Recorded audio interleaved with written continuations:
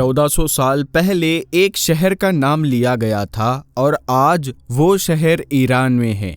दोस्तों, क्या आपने कभी सोचा है कि 1400 साल पहले नबी सल्लल्लाहु अलैहि वसल्लम ने ईरान के एक शहर के बारे में ऐसी बात बताई थी जिसे आज सुनकर इंसान सिर्फ हैरान नहीं होता बल्कि डर जाता है, क्योंकि वो सोचता है अगर ये सच है तो क्या हम उस वक्त के लिए तैयार है। क्योंकि जो बात कही गई है वो सिर्फ एक शहर की नहीं बल्कि पूरे दौर की तरफ इशारा करती है। तो आखिर वो हदीस क्या है? ईरान का वो कौन सा शहर है और क्यों उसका नाम ख़ास तौर पर लिया गया? अगर आप सच जानना चाहते हैं तो आखिर तक देखिए और अभी कमेंट में अल्लाहु अकबर लिख कर बताइए कितने लोग मुसलमान हैं। आज हर तरफ एक नाम गूंज रहा है, ईरान। कहीं खबरें, कहीं टकराव, कहीं बयान, लेकिन इन सब के बीच एक सवाल दब गया है, क्या ईरान का जिक्र हदीस में भी आता है? और अगर आता है तो उसका मतलब क्या है? क्या ये सिर्फ आज की सियासत है या फिर इसका रिश्ता उस बड़े फितने से है जिसका जिक्र पहले ही कर दिया गया था? एक रिवायत है जो सीधे तौर पर ईरान के एक शहर का नाम लेती है। उस शहर का नाम है इस्फहान। ये कोई कहानी नहीं, ये कोई छुपी हुई जगह नहीं, ये एक असली शहर है जो आज भी मौजूद है। लोग वहाँ रहते हैं, बाजार चलते हैं, जिंदगी चल रही है और यही नाम हमें हदीस में मिलता है और यही से बात गंभीर हो जाती है।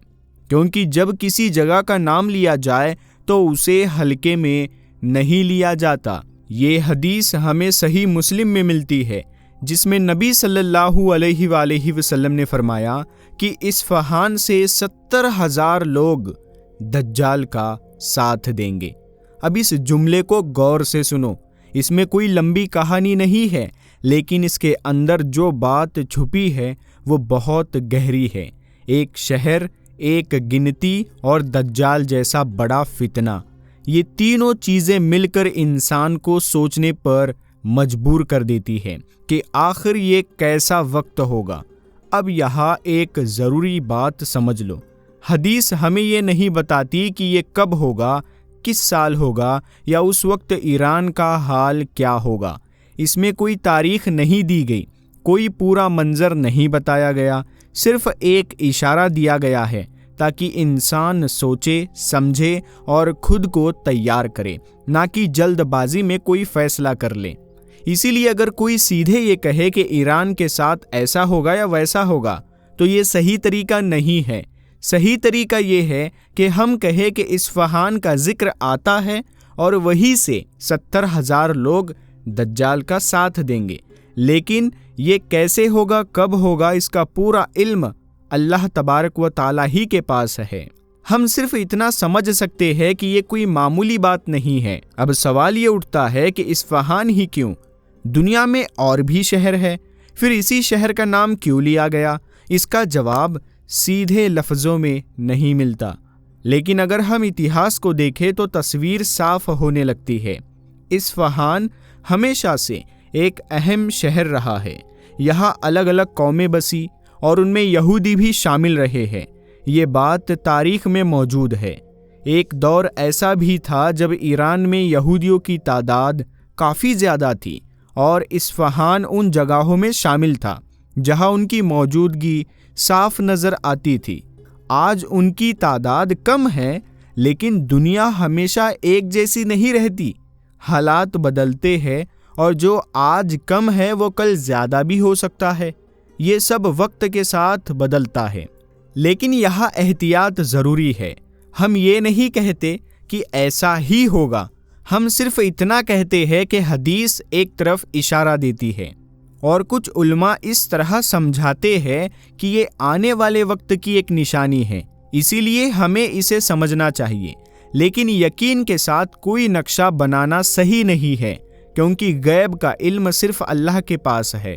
अब ज़रा दज्जाल के फितने को समझो, क्योंकि असल बात वहीं से जुड़ती है। ये कोई आम फितना नहीं होगा, ये ऐसा फितना होगा जिसमें इंसान को लगेगा कि वो सही कर रहा है, लेकिन असल में वो गलत रास्ते पर होगा।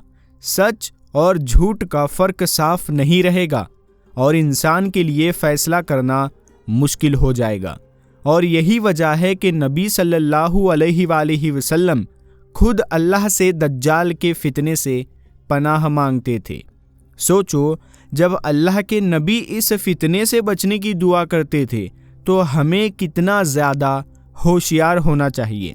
अब इस पूरी बात को जोड़ कर देखो, इस्फहान, 70,000 लोग और दज्जाल का साथ, ये तीनों चीज़ें हमें ये एहसास दिलाती है कि आने वाला वक्त आसान नहीं होगा। वो ऐसा वक्त होगा जिसमें इंसान को बहुत सोच समझकर कदम रखना होगा। लेकिन ये बात सिर्फ एक शहर तक सीमित नहीं रहती, क्योंकि हदीस एक नाम लेती है लेकिन उसका इशारा एक पूरे दौर की तरफ होता है। एक ऐसा दौर जिसमें हालात बदलेंगे, सिस्टम बदलेंगे और इंसान की सोच भी बदलेगी। अब ज़रा अपने आज को देखो, हम किस तरह की ज़िंदगी जी रहे हैं। हम हर चीज़ के लिए एक सिस्टम पर डिपेंड है।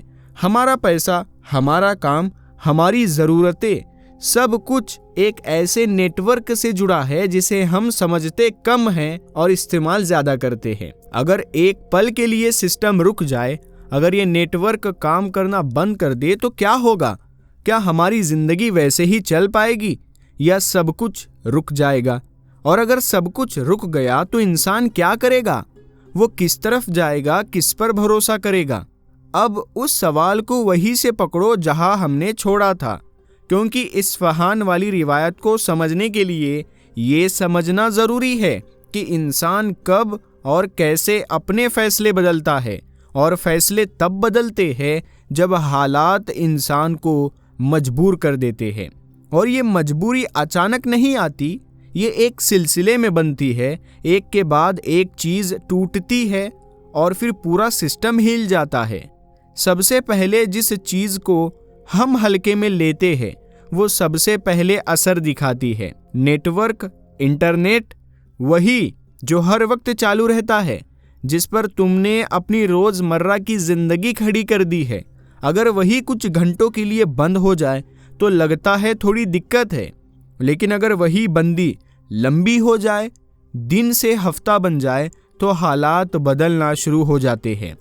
तुम पेमेंट करने जाते हो, काम नहीं करती, एटीएम खाली या बंद मिलता है, बैंक का सिस्टम जवाब दे देता है और पहली बार इंसान को एहसास होता है कि उसका पैसा उसके हाथ में नहीं था, वो एक सिस्टम में बंद था और जैसे ही सिस्टम रुका वो भी रुक गया।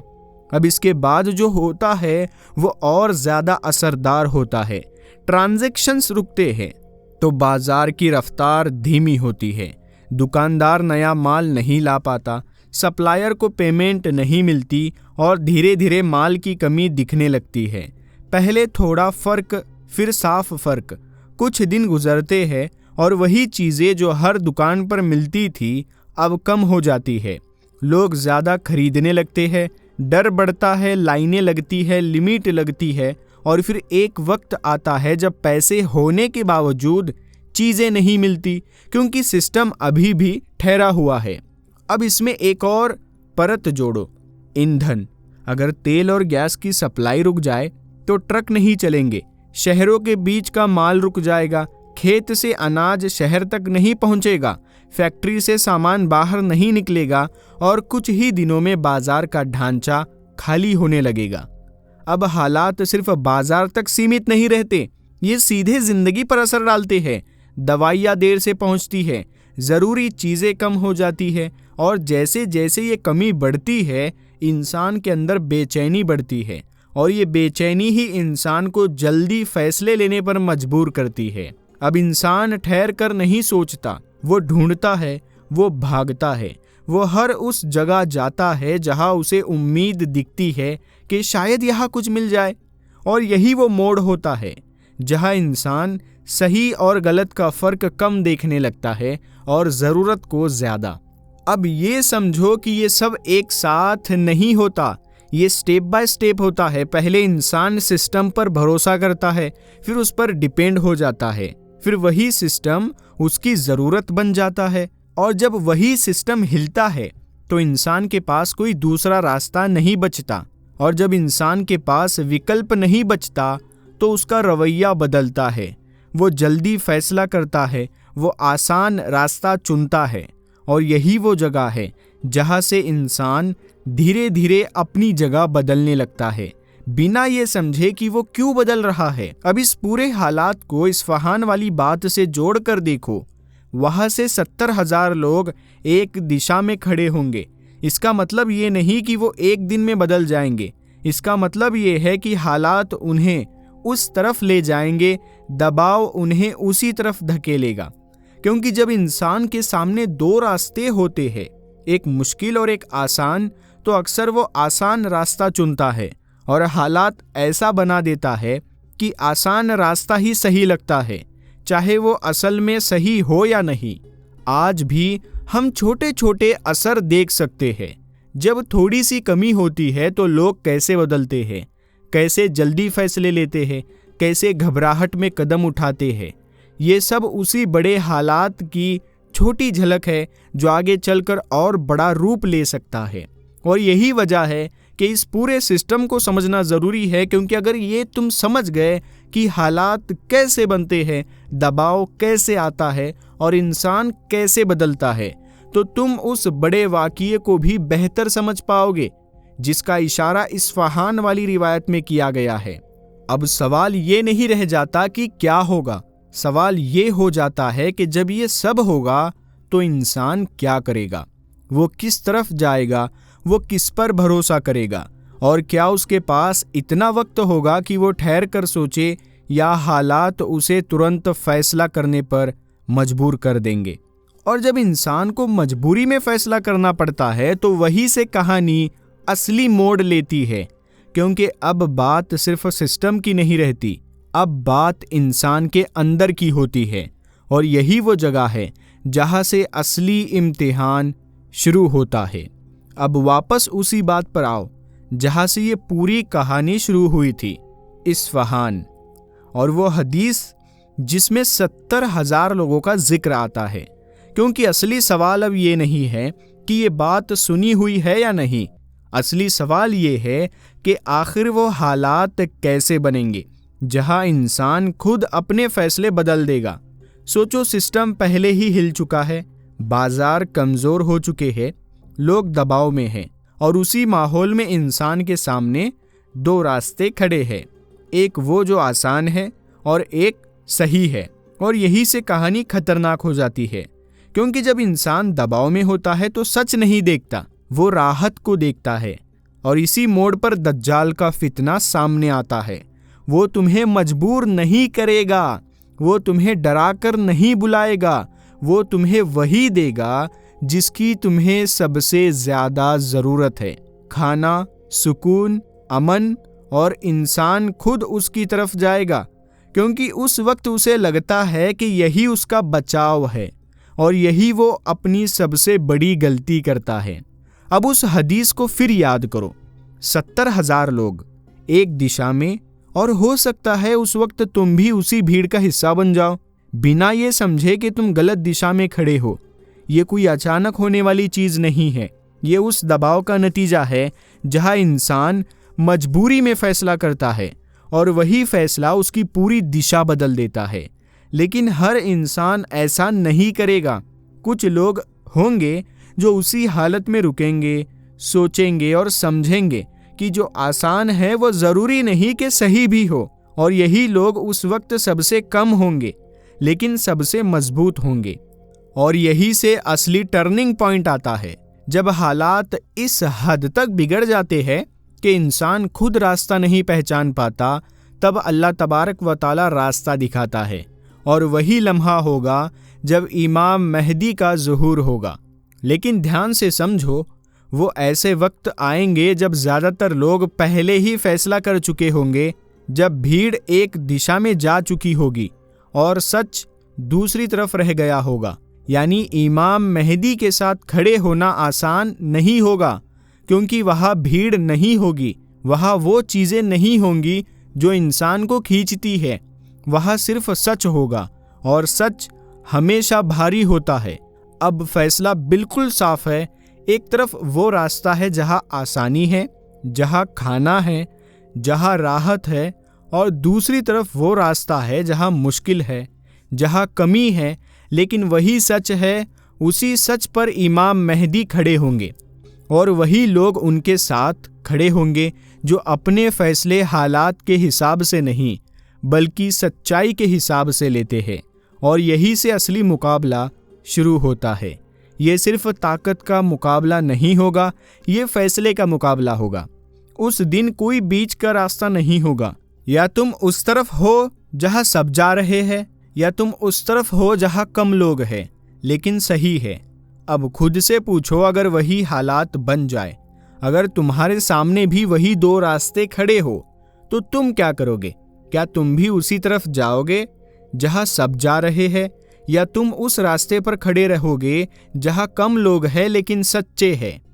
क्योंकि उस दिन कोई तुम्हें समझाने नहीं आने वाला, कोई तुम्हें रोकने नहीं आएगा। तुम्हें खुद फैसला करना होगा और वही फैसला तुम्हारी पहचान बनेगा।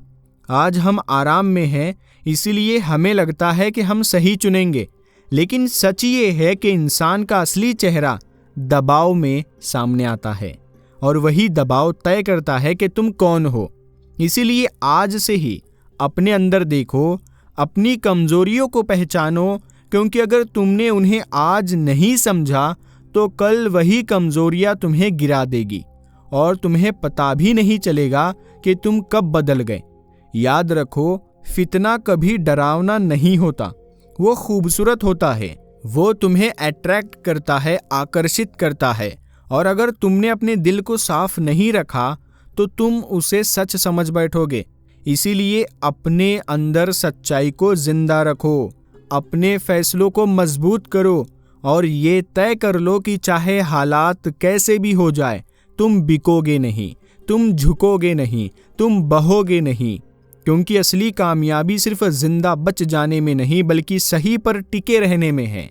अल्लाह ताला हम सबको हिदायत दे, हमें फितनों को पहचानने की समझ दे, हमारे दिलों को मजबूत करे, हमारे ईमान की हिफाजत करे, हमें सब्र दे, हमें हिम्मत दे और हमें उन लोगों में शामिल करे जो हर हाल में सच के साथ खड़े रहते हैं।